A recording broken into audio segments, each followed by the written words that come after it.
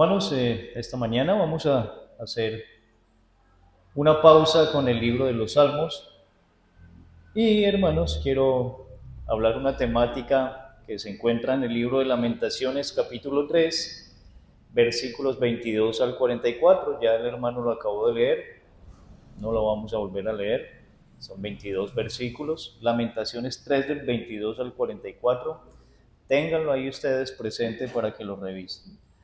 Y el título de este sermón es la misericordia del Señor en medio de la aflicción.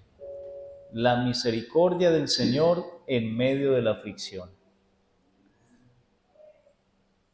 A mí me gusta analizar siempre, hermanos, y yo estoy seguro que usted también, y si no, le invito a que lo haga. Pero analizando la vida del ser humano, pues la vida del ser humano está repleta de diversos momentos de toda índole. Todos los humanos, sin importar raza, religión, posición social o nacionalidad, todos los humanos viven a lo largo de sus vidas momentos buenos y periodos de verdadera aflicción. Eso nos es común a quienes, a todos los seres humanos. Momentos buenos, podría decir, entre comillas, y momentos de verdadera aflicción. ¿Nos atañen a quienes? A todos los seres humanos. Ningún ser humano toleraría una vida con aflicción al 100% de su tiempo. Es decir, hermanos, ¿qué ser humano es capaz de aguantar una vida con un 100% de su tiempo de aflicciones? ¿Qué ser humano sería capaz de resistirlo? Ninguno, ¿cierto?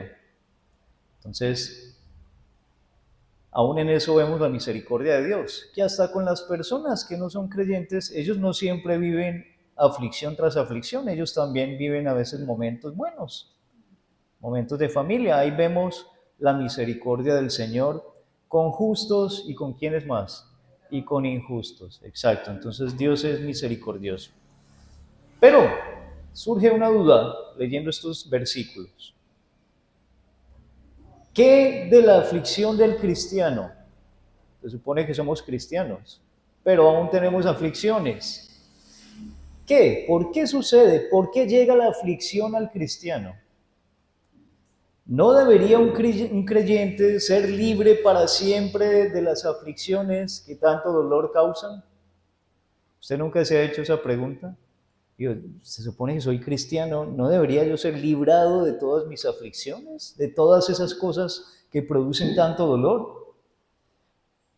Aflicciones siendo incrédulos, pero aflicciones siendo creyentes.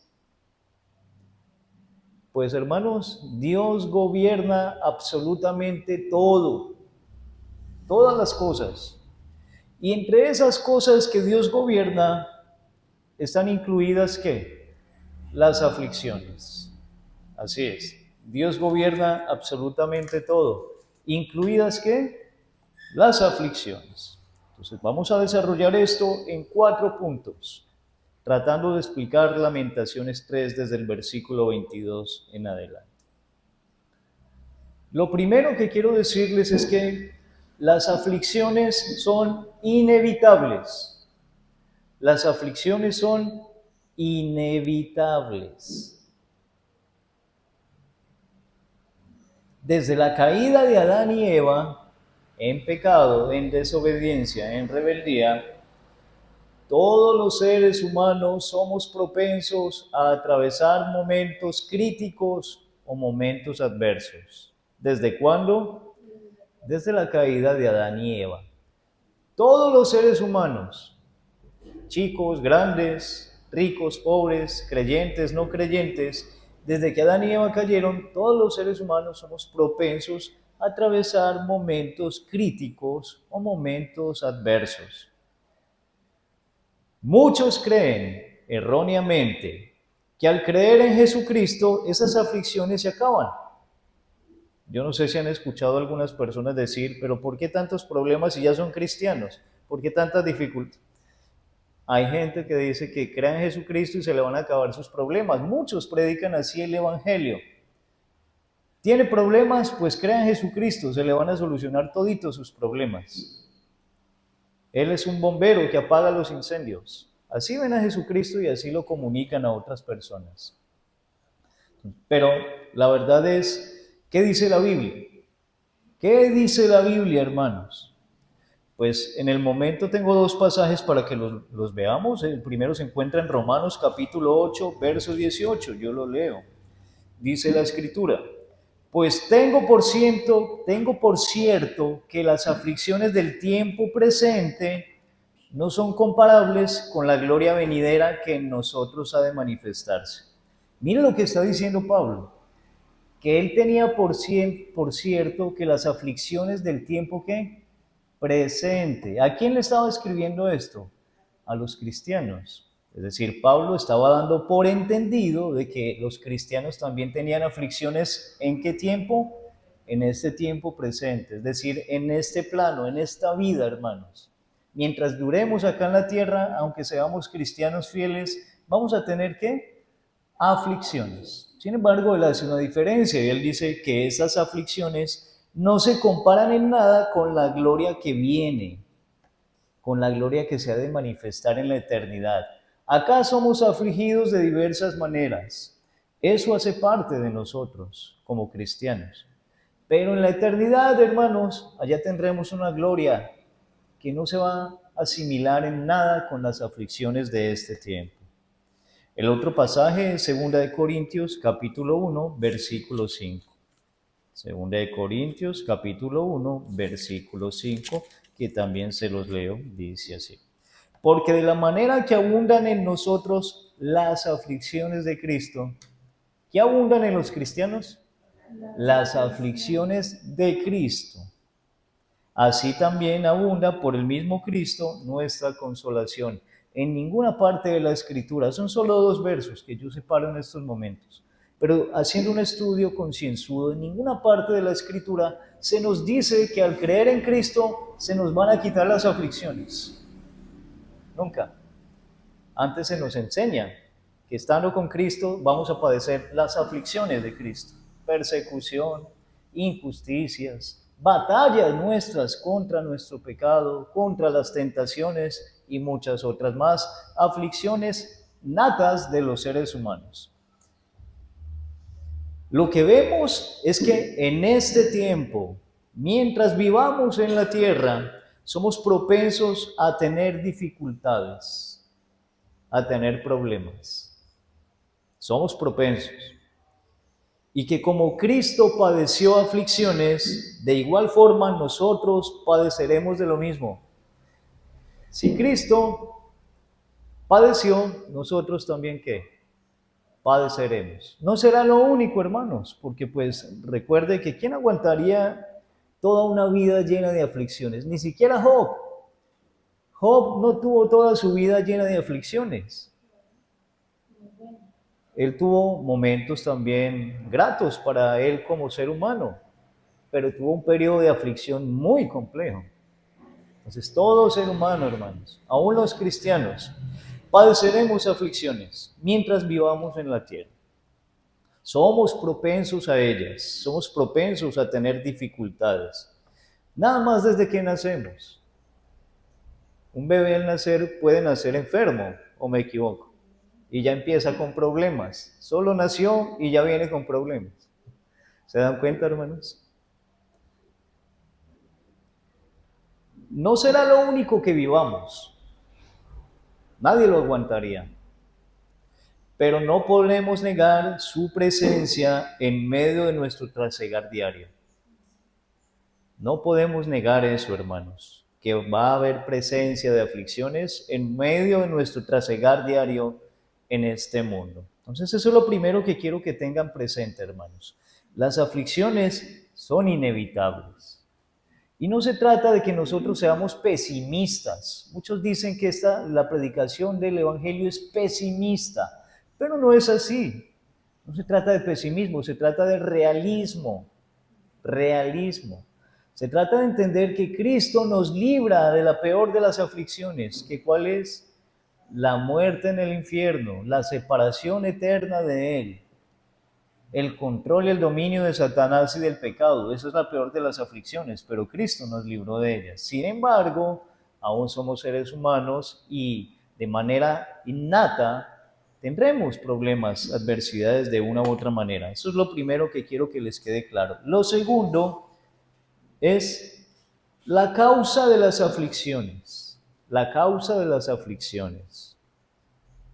No pretendo decirlas absolutamente todas o dejar toda claridad respecto a cuál es la causa exacta de las aflicciones, porque pueden ser múltiples causas secundarias. Esto no es un asunto simple. Lo podemos ver, por ejemplo, en Lamentaciones 3, del 37 al 39. Lamentaciones 3, del 37 al 39, que dice así: ¿Quién será aquel que diga que sucedió algo que el Señor no mandó? Mira la pregunta que está haciendo Jeremías, porque si no sabía, Lamentaciones fue escrito por Jeremías en el exilio en Babilonia. Es decir, estaban en medio de una aflicción tremenda. Y en ese momento fue que él escribió este libro. ¿Cómo? Libro de Lamentaciones. Y él dice, ¿quién será aquel que diga que sucedió algo que el Señor no mandó? ¿Qué está afirmando Jeremías en esta pregunta? Que todo lo que sucede fue porque ¿quién lo mandó? Sí. Sigue diciendo, de la boca del Altísimo no sale lo malo y lo bueno. Él está haciendo preguntas, pero está dando la respuesta ahí mismo. De la boca del Altísimo, ¿qué salen, según Jeremías? Lo malo y lo bueno. Y el versículo 39 dice, ¿por qué se lamenta el hombre viviente? Laméntese el hombre en su pecado. Entonces, no es un asunto simple. Podríamos preguntar, ¿quién fue el que pecó? ¿Dios pecó? Dios fue, hermanos, el que nos obligó a pecar, el autor del pecado. Eso nunca podemos dar una respuesta afirmativa a eso. Quien pecó fue el hombre. El hombre fue quien pecó. El hombre pecó, hermanos. Y ese pecado nos quitó la posibilidad de una vida eterna en el Edén. Adán y Eva podían haber obedecido y vivirían para siempre una vida eterna en comunión perfecta con Dios. Pero ellos, ¿qué decidieron? Apartarse de Dios, seguir su rebelión, ser desobedientes. Y eso, hermanos, ¿qué creen que trajo? Pues ese pecado arrasó con la humanidad. Un ejemplo de eso, Caín y Abel. El primer asesinato, y fue entre dos hermanos. ¿No les parece algo terrible, hermanos? Desde ese momento que Adán y Eva cayeron, empezaron a surgir aflicciones, nefastas aflicciones a la humanidad. Desde ese momento. Ejemplo, Caín y Abel. El pecado también nos trajo la enfermedad. ¿Les parece muy chévere, muy bonito, muy agradable una enfermedad? Es algo duro, que ahora atañe a todos los humanos. Todos, tarde que temprano, nos enfermaremos. Si no estamos enfermos ahora, o si no nos hemos enfermado ya en el pasado. Y más adelante, si morimos de muerte natural, ¿qué significa morir de muerte natural? Morir por una enfermedad. Si no nos accidentan o, no sé, cualquier otro tipo de muertes que puedan existir. Pero la muerte natural es la enfermedad. ¿Qué nos trajo la enfermedad? El pecado.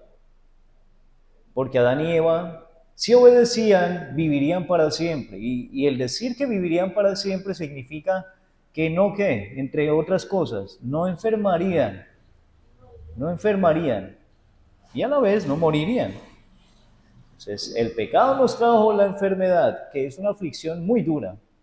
Una aflicción muy dura. Y como consecuencia, pues esa enfermedad nos traerá la muerte. El pecado es el que nos fomenta hacia los pleitos. Escucha esto. Los pleitos son aflicciones. ¿Es cierto eso? Los pleitos son una aflicción. ¿Qué es lo que nos lleva a tener pleitos con nuestros semejantes? El pecado. Envidias. Una envidia es una aflicción. En el comercio, en la vida diaria, podemos ver la envidia. Y la envidia le va a traer aflicción a alguien. Ejemplo, yo soy un comerciante y me está yendo bien. Resulta que otras personas me tienen envidia y ¿qué hacen?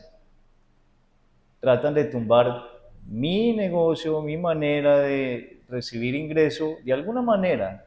Dicen una mentira, lo que sea, tratan de desprestigiar el producto que yo vendo. ¿Todo por qué? Por envidia. Entonces, y eso me va a traer a mi aflicción. Entonces, si se dan cuenta, hermanos, el pecado trae aflicción. Enemistades, las enemistades. En resumen, el pecado perteneciente a los seres humanos, que va ligado a nuestra naturaleza, es la mayor desgracia para nuestra especie. ¿Cuál es la mayor desgracia para la especie humana, para los seres humanos? El pecado. Y es algo de lo que más aflicción nos trae, el pecado. Llámese pecado todo aquello que va en contraposición de la ley divina, todo aquello que va en rebelión de lo que Dios manda. Ese pecado es lo que más aflicción nos trae.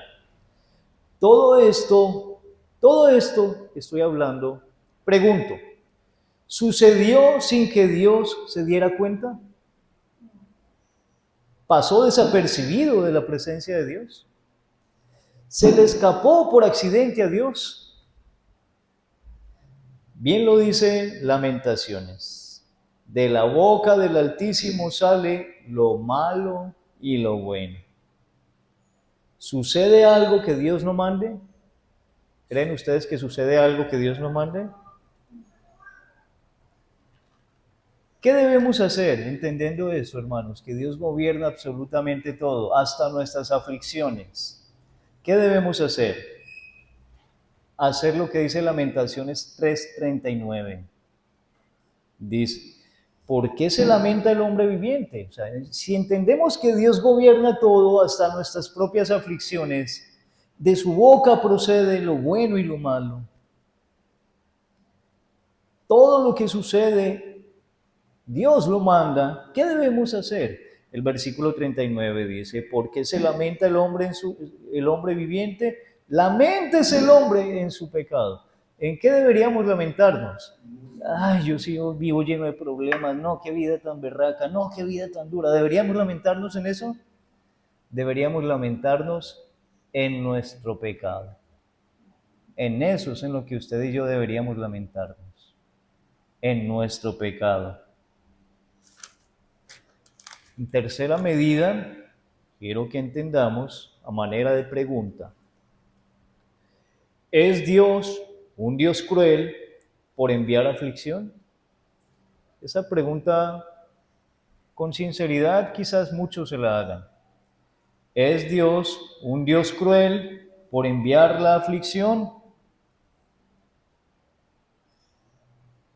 Lamentaciones 3, del 25 al 27 dice, Lamentaciones 3 del 25 al 27 dice, bueno es Jehová. ¿Cómo? ¿Qué dicen que es qué?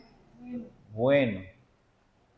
Bueno es Jehová a los que esperan en él, a los que en él esperan, al alma que le busca. Bueno es esperar en silencio la salvación de Jehová. Bueno le es al hombre llevar el yugo desde su juventud. Entonces, a la pregunta, ¿es Dios un Dios cruel por enviar la aflicción? ¿Qué debemos responder? Claro que no. Al contrario, esas aflicciones muchas veces son la guía. Esas aflicciones muchas veces son el instrumento, la mano que nos lleva a humillarnos y a volvernos hacia Él. Miren lo importante que estoy diciendo, que me preste atención. Al contrario de creer que Dios es cruel por enviar aflicción, debemos saber que esas aflicciones que nos suceden como creyentes a veces son la guía, el instrumento, la mano que nos lleva a humillarnos y a volvernos hacia Él. Benditas sean las aflicciones entonces, porque yo estoy testarudo en un pecado, estoy actuando rebeldemente y mi corazón se ha enfriado y se ha endurecido. En esos momentos, ¿qué herramienta utiliza Dios para volverme al camino? Una aflicción. Entonces, bendito sea Dios por esas aflicciones que son la mano bondadosa que nos llevan al camino de redención, a Cristo y a su camino de justicia. ¿Puede el hombre en esta vida poseer algo mejor que comunión con Dios? Escuche esto. El hombre puede poseer riquezas, bienes, familias, hijos, estudios, dinero, pero ¿puede el hombre poseer en esta vida algo mejor que tener comunión con Dios? ¿Que tener la salvación en Cristo? No, no, hermanos. Por eso dice la Escritura, es bueno Dios con los que le buscan. Dice Lamentaciones 3. Entonces, Dios no es un Dios cruel, hermanos. Al contrario, Dios es un Dios bueno. ¿Con quiénes? Realmente, absolutamente con todos los seres humanos. Pero de manera especial es bueno con quiénes? Con los que le buscan. Dios es bueno con los que le buscan. Por eso la respuesta a esto es por supuesto que no. Dios no es un Dios cruel, es un Dios bueno. Pero estas palabras cobran más sentido si miramos el contexto en el que fueron escritas. Jeremías se para a mirar su ciudad natal, su pueblo, el pueblo de sus costumbres, de su religión, Jerusalén. ¿Y cómo la ve? Destruida, destruida. Eso es una aflicción para él. Eso es una aflicción para él. Él ve que todos sus hermanos, los judíos, fueron enviados a una tierra extraña, con un lenguaje extraño, estaban padeciendo. Y sin embargo, ¿qué dice Jeremías? Bueno es Jehová con todos los que le buscan. Bueno es esperar en silencio la salvación de Jehová. Bueno le es al hombre llevar el yugo. Mire lo que le está diciendo, que bueno le es llevar al hombre ¿qué? El yugo, ¿desde cuándo? Desde su juventud. Es decir, esas aflicciones que a veces tenemos desde pequeños son buenas, son buenas. ¿En qué sentido, hermanos? Que esas aflicciones nos llevan a humillarnos, a buscar al Señor, a arrepentirnos, a arrepentirnos. Es bueno llevar el yugo desde su juventud. Vuelvo y digo, así que la respuesta es no, Dios no es un Dios cruel. Eso es una blasfemia. Eso que a nosotros, a nuestros ojos es malo, una aflicción, a veces uno cree que, ¿quién va a decir que una aflicción es buena? Pero eso que a nuestros ojos es malo, un problema, una aflicción, es lo que nos mantiene a veces en sus caminos. Oiga lo que estoy diciendo, hermanos. Eso que ante nuestros ojos parece malo, feo, terrible, que no quisiéramos vivir, pues eso llamado aflicción es lo que nos mantiene en sus caminos. Hay otras causas, por supuesto, el amor de Cristo, su gracia en nosotros, entender su obra perfecta, lo que hizo por nosotros, pero una de las herramientas que Dios utiliza para que no nos desviemos son las aflicciones. Son las aflicciones. Y es que realmente no hemos recibido lo que merecían nuestras obras para que nos estemos quejando.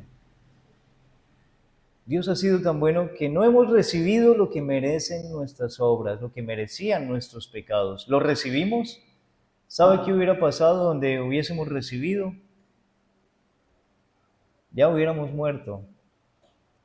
tendríamos una vida, pero no hemos recibido. Entonces, esas aflicciones que como seres humanos vivimos y aún como cristianos atravesamos, son una buena herramienta que Dios utiliza para guardarnos en sus caminos. Tiene que entender esto. Y gloria a Dios por eso. Gloria a Dios por eso. Ningún ser humano está exento. Y Dios, de su boca procede lo malo. A nuestros ojos es malo. Una aflicción, una enfermedad, la muerte, un pecado, malo. Pero a veces esas aflicciones, hermanos, nos mantienen humildes. Nos mantienen humildes. Caemos de rodillas y elevamos nuestra mirada y nuestras oraciones delante de Dios. Gloria a Dios por el papel que cumplen esas aflicciones en cada uno de nosotros, sus hijos. Como cuarta medida, el deber del hombre en la aflicción. Ya entendimos entonces la causa de la aflicción, hemos visto que es una realidad inevitable, aún en el cristiano. Ahora vamos a ver el deber del hombre en la aflicción. Es decir, ¿cómo deberíamos portarnos nosotros en medio de una aflicción? Dice Lamentaciones 3, del 28 al 30. Que se siente solo y calle. Se lo está diciendo a nosotros, los hombres. Que se siente solo y calle. Porque es Dios quien se lo impuso, el yugo de la aflicción, que se siente solo y calle porque es Dios el que se lo impuso. Ponga su boca en el polvo, por si aún hay esperanza. Dé la mejilla al que le hiere y sea colmado de afrentas. Hay dos maneras posibles de comportarnos ante las adversidades. Usted, como ser humano y más como cristiano, hay dos maneras posibles de comportarnos ante las adversidades. Una, como la mujer de Job, y dos, como Job mismo. Cuando llegó la aflicción a la casa de Job, ¿cuál fue la reacción de su mujer? Le dijo, maldice a Dios y muérete de una vez. Esa puede ser una de nuestras posibles maneras de comportarnos ante las aflicciones, como la mujer de Job. El desespero, el desbocar nuestro frenesí interno, nuestras amarguras, nuestra ira, el irnos en contra de Dios y de su soberanía, el ser reacios a recibir su consuelo y el echar culpas todo el tiempo a demás personas, incluso a Dios. Eso fue lo que hizo la mujer de Job. Maldice a Dios y muérete.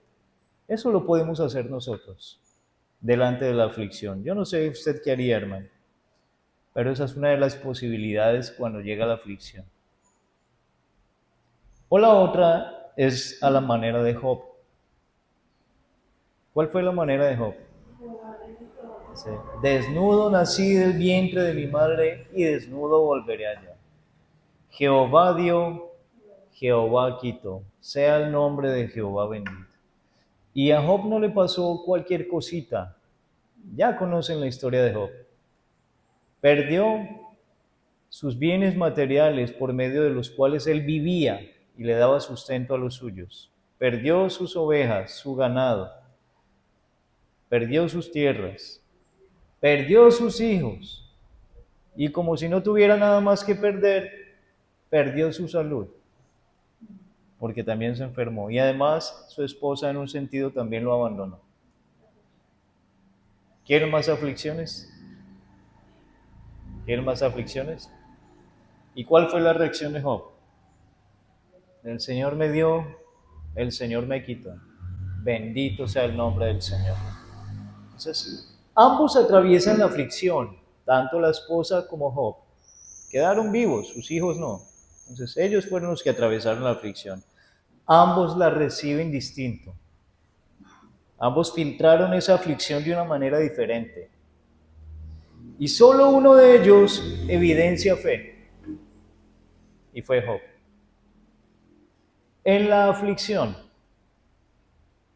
o nos ensañamos y nos enojamos como Caín, ¿se acuerdan? La ofrenda de Caín fue rechazada por culpa de él mismo. ¿Pero qué hizo Caín? Se arrepintió, dijo, me humillo, perdón. Se ensañó, se enojó. ¿Y qué hizo? Mató a su hermano Abel. Mató a su hermano Abel. Esa fue la manera en la que reaccionó Caín ante la aflicción, ante un rechazo. ¿Cómo reaccionaríamos nosotros ante un rechazo de tal medida? Porque eso es una aflicción. Esa es una de las maneras en las que podríamos reaccionar. O la otra, como dice Jeremías, poner la boca en el polvo y humillarnos como Job. Dice en Lamentaciones 3:29, ponga su boca en el polvo por si aún hay esperanza. ¿Qué significa poner la boca en el polvo? Humillarse, humillarse. Es lo que tenemos que hacer en la aflicción.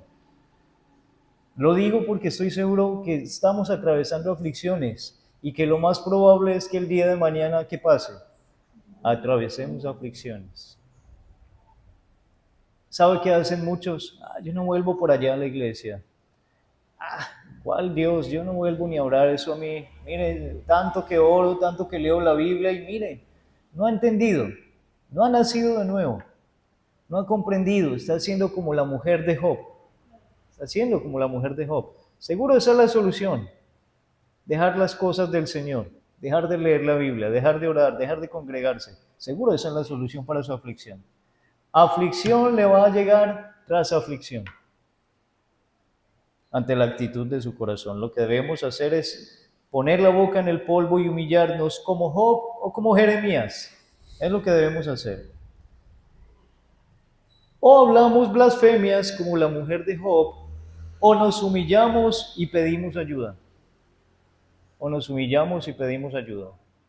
No estoy diciendo, hermanos, que la aflicción no nos duela, porque de hecho duele. Nosotros no somos de piedra. Toda la aflicción duele. O la muerte de un ser querido no va a dolernos, por ejemplo. Pero ¿qué creen que debemos hacer en esa aflicción? Humillarnos y pedirle ayuda al Señor. Pedirle que nos consuele. Pregunto, hermanos, ¿qué nos debe Dios a nosotros? ¿Dios nos debe algo? ¿Por qué no nos enojamos muchas veces entonces contra Dios? Si Él nos quita la vida de un ser querido, si Él nos quita un trabajo, si Él nos quita un bien material, si nos quita la salud, ¿Dios nos debe algo? ¿Por qué nos enojamos entonces cuando algo se nos quita? Si Dios no nos debe nada. Dios no nos debe nada. La vida de nuestros hijos, por ejemplo. ¿Será que Dios nos debe? ¿Es que usted me debe responder por la vida de mis hijos? No, hermanos. Y no estamos exentos de que uno de nuestros hijos partan. Hemos visto padres que les ha tocado enterrar a sus hijos. Es una aflicción muy tenaz, ¿no les parece? Una aflicción muy tenaz. Pero ¿qué le debemos nosotros a Dios para hacerle reclamos? Absolutamente nada. No, a Dios no le debemos nada. Perdón, Él no nos debe nada a nosotros. Él no nos debe nada. Él no nos debe nada. Absolutamente nada. Antes nosotros le debemos todo a Él. Si algo tenemos es porque Él nos lo ha otorgado. Si algo tenemos es porque Él nos lo ha otorgado. Y si Él nos lo otorgó, Él nos lo puede ¿qué? Quitar. La vida, la salud, los seres queridos, la provisión económica. Si hoy tenemos algo, fue porque Dios nos lo dio, pero Él mismo nos lo puede quitar. Entienda eso. Él no nos debe nada a nosotros, antes nosotros le debemos todo a Él. Humillémonos entonces en todo tiempo La Escritura dice que Dios desprecia a los soberbios. Dios los desprecia. Aquel que es duro y dice, me rebelo contra eso, no lo acepto. Aquel que no tiene en cuenta a Dios ni a su palabra, Dios los desprecia. Pero en cambio, atiende a los humildes. Dios atiende a los humildes. Aquel que se humilla, que reconoce su debilidad, su pecado, pero que pide ayuda. A ese Él atiende. ¿Usted quiere ser atendido por Dios o despreciado? Piensa en eso.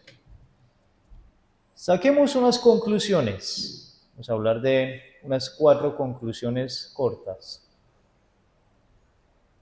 No son, digamos, exclusivamente las únicas que podríamos sacar de este tema de la aflicción. Esto es para que lo veamos muy someramente, hermanos. Es un tema que podemos tocar mucha tela. Pero quise tratarlo porque estoy seguro que todos hemos vivido aflicciones, las estamos viviendo y las vamos a vivir. No se trata de pesimismo, vuelvo y lo digo. Se trata de realidad. Estamos en este mundo y mientras estemos en la tierra, vamos a vivir aflicciones, aunque seamos cristianos. Solo que la actitud de un cristiano delante de la aflicción debería ser distinta a la actitud de alguien del mundo. La actitud de la mujer de Job, la actitud de Job mismo. Que Dios nos ayude para cuando llegue la aflicción, tengamos la actitud de Job. Entonces, conclusiones. Primero, la aflicción es temporal. La aflicción es temporal. Dice Lamentaciones 3, del 31 al 33. Porque el Señor no desecha para siempre. ¿No desecha qué? Para siempre. Antes, si aflige, también se compadece según la multitud de sus misericordias. Entonces, si Dios me envía aflicción, también me va a enviar ¿qué? Consolación. También se va a compadecer de mí. Sigue diciendo, porque no aflige ni entristece voluntariamente a los hijos de los hombres. Aún Cristo mismo se aflige con nuestras aflicciones. ¿Sí entiende eso? Dice, porque no aflige ni entristece voluntariamente a los hijos de los hombres. Hermanos, vimos que la aflicción de manera general viene como consecuencia ¿de qué? Del pecado, nuestro pecado. No todas, sí, pero pues algunas son innatas a nuestra naturaleza. La enfermedad, por ejemplo. No fue que yo pequé y por eso me dio artritis. O cáncer, no, es que mi pecado. Hay enfermedades que sí vienen como consecuencia del pecado, pero hay otras que son innatas a nuestra naturaleza. Entonces, de manera general, por eso aclaro, las aflicciones vienen como consecuencia del pecado. Pero dice la Biblia que Dios no aflige ni entristece voluntariamente a los hijos de los hombres. Aún Cristo se aflige con nuestras aflicciones. Es nuestro sumo sacerdote que se compadece de nosotros y que padeció los dolores nuestros, nuestros pecados, cargó en su cruz nuestras rebeliones. Él cargó nuestras aflicciones sin haber tenido un solo pecado. Entonces, entendamos esto, las aflicciones son temporales. Si Dios aflige, Él también consuela. Él también consuela. Y esas aflicciones se van a acabar acá o al morir. Acá o al morir. Nuestra batalla con el pecado terminará completamente ¿cuándo? Cuando muramos. Ahí en la eternidad con Cristo ya no tendremos presencia de pecado. Entonces entienda eso, la aflicción es temporal. Puede durar lo que dure su vida, pero su vida acá es un suspiro, es como la neblina. Entonces esa aflicción es temporal. Primero, entienda eso. Segundo, la aflicción nos hace anhelar más nuestra patria celestial. Cuando vivimos todo ese tipo de aflicciones que nos llegan de alguna manera, ya sea natural o como consecuencia de nuestros pecados, lo que eso nos hace hacer es anhelar nuestra patria celestial.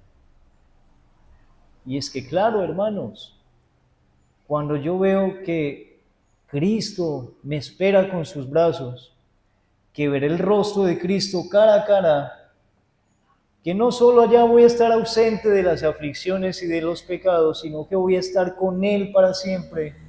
Mientras que acá padecemos aflicciones, batallas, luchas, somos tentados constantemente. ¿Eso a qué nos lleva a reflexionar? A anhelar nuestro verdadero reino, nuestra verdadera nacionalidad, nuestra verdadera patria, la celestial. ¿No le parece, hermano?